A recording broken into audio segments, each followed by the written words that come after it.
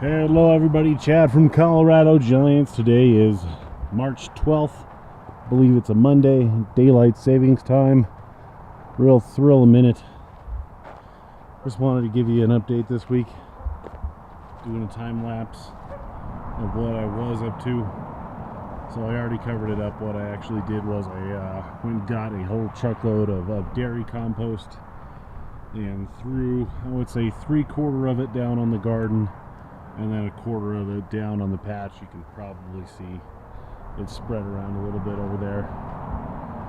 But yeah, the compost looks real good. You can see like kind of my uncomposted soil, and then I put just a topper of that dairy on the garden and the pumpkin patch, and hopefully that'll provide a little nutrients. You can see the garlic's doing pretty darn good.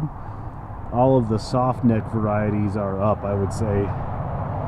Shoot, probably close to 100% germination rate on the soft necks.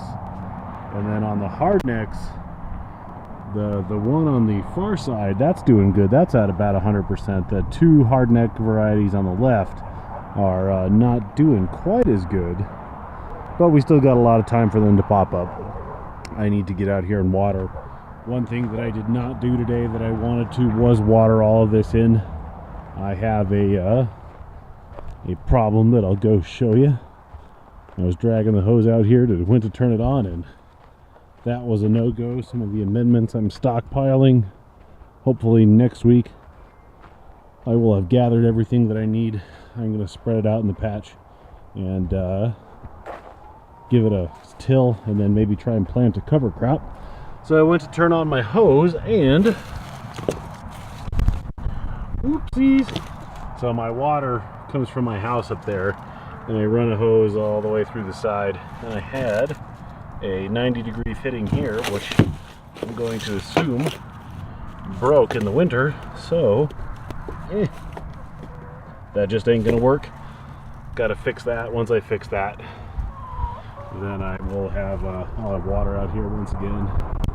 And something else that I picked up off of Craigslist for the stately sum of $100, I got myself a mixer. So the mixer is going to help with the project that I'm working on with Mick. He's doing some cool things for me. We'll have more about that later, but I'm also going to use this just to mix some soil. So I'm going to mix like my starting mix, my vine bearing mix. It's kind of a pain in the butt to put soil on the ground or in like a a bucket and then shake it up.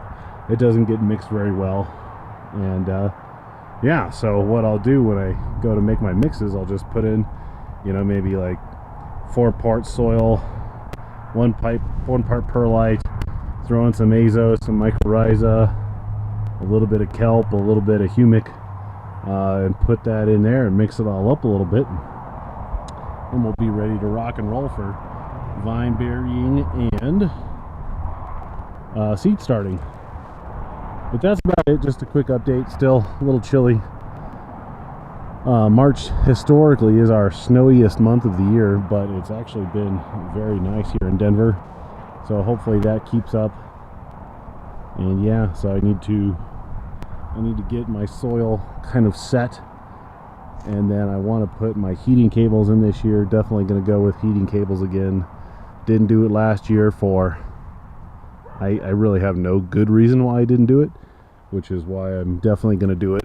So I need to dig out basically the center area of the pumpkin patch, which is about, so I'm going to dig all that down to my clay hard pan, lay out the cables, call it good. But that's it. The garden's going good. Everything's looking good. You know what I should have done? I should have put some of that compost right there. Poo. I'll do that at some point. I'll get a little bit more. But yeah, just a quick update, guys. Still not too late. If you want to grow a pumpkin, you can get out there and make yourself a pumpkin patch.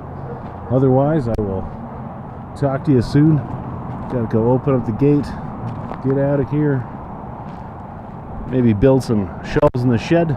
But as always, questions, comments, queries, or concerns, get out there, grow pumpkin.